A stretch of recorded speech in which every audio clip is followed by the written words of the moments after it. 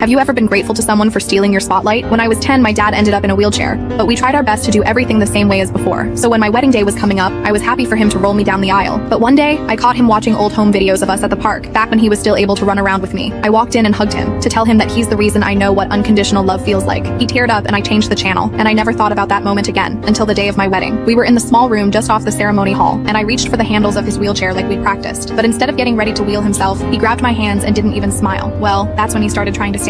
My heart dropped because the aisle was at least 50 feet, and he hadn't walked more than 10 since the accident. The room went silent, and all the eyes shifted from me to him. When he stood up, I looked at him, and that's when he finally smiled and said, "Just trust me." Turns out he'd been in intense physical therapy for over a year, all for my big day. I thought I'd be the one holding him up, but honestly, I think he was holding me. By the time we made it down the aisle, half of the audience were in tears and blowing their noses. He stole the spotlight that day, and we now have this incredible inside joke for the rest of our lives together.